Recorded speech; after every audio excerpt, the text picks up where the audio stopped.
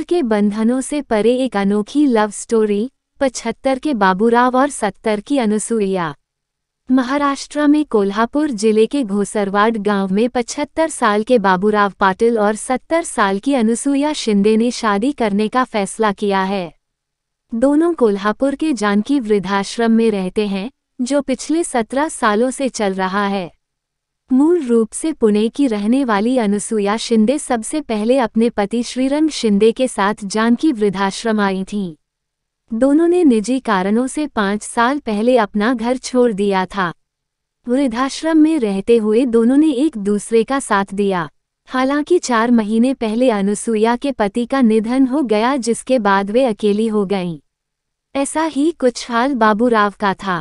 पत्नी की मौत के बाद बाबूराव अपना घर छोड़कर वृद्धाश्रम आ गए थे। बाबूराव पाटिल ने 1.5 साल पहले जानकी वृद्धाश्रम में कदम रखा था। वृद्धाश्रम तक का उनका सफर भी काफी मुश्किल भरा रहा है। पत्नी की मौत के बाद बच्चों के साथ बाबूराव का रिश्ता टूट गया। इस बीच कोरोना ने उनका कारोबार भी बिठा दिया। ऐसे में उन्हें किसी सहारे की जरूरत थी, इसलिए कुछ समय के लिए वे अपने बड़े भाई के पास रहे, लेकिन आखिर में उन्हें वृद्धाश्रम आना ही पड़ा। वैलेंटाइन डे के दिन आया शादी का आइडिया।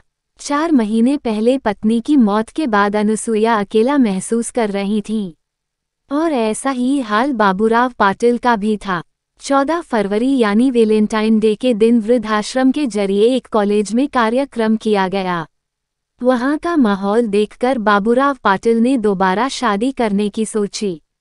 कार्यक्रम खत्म करने के लिए जब बाबूराव वापस वृद्धाश्रम पहुंचे तो उन्होंने एक युवक की तरह अनुसूया शिंदे के सामने अपने प्यार का इजहार किया। बाबूराव ने प्रपोज करते हुए अनुसूया को गुलाब का फूल भी दिया, लेकिन उस वक्त अनुसूया उनके प्रस्ताव से सहमत नहीं हुई। 4 महीने पहले ही उन्होंने अपना पति खोया था।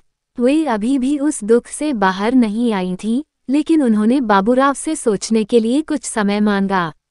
इसी बीच वृद्धाश्रम चला रहे बाबा साहेब पुजारी को शक हुआ कि बाबूराव पाटिल और अनुसूया शिंदे के बीच कुछ चल रहा है।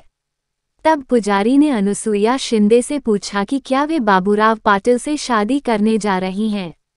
इसके बाद वृद्धाश्रम में दोनों को लेकर चर्चा काफी तेज हो गई। अनुसूया शिंदे ने अपना डर पुजारी को बताया कि अगर वे शादी करती हैं तो समाज क्या कहेगा, संस्था पर इसका क्या असर पड़ेगा।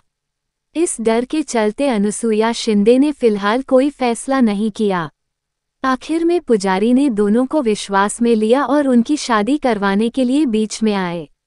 आखिर में अनुसूया शिंदे की बाबूराव के प्रेम के सामने एक न चली और उन्होंने हाँ कर दी। वृद्धाश्रम के जरिए दोनों की शादी एक नए जोड़े की शादी की तरह की बहुत औपचारिक और कानूनी तरीके से संपन्न हुई। शादी के बाद भी यह कपल वृद्धाश्रम में ही रह रहा है। दोनों का कहना है कि वे अपना बचा हुआ जीवन वृद्धाश्रम में ही बिताएंगे। बाबूराव कहते हैं, शादी का मतलब सिर्फ शारीरिक सुख या संतान की प्राप्ति करना नहीं है। ये तो एक दूसरे का साथ देना है। इसलिए हमने वृद्धाश्रम में रहने के बावजूद इस उम्र में शादी करने का फैसला किया है। उन्होंने कहा, जितना जीवन अब हमारे पास है, हमने सुख दुख में एक दूसरे के साथ रहने का फैसला किया है। दोस्तों, कहानी पसंद आई हो तो प्लीज़ लाइक शेयर कमेंट भी ज़रूर करिएगा। और अगर अभी तक आपने हमारे चैनल को सब्सक्राइब नहीं किया है तो प्लीज़ दोस्तों हमारे चैनल को भी सब्सक्राइब ज़रूर कर लीजिएगा। हमारा साथ देने के लिए धन्यवाद।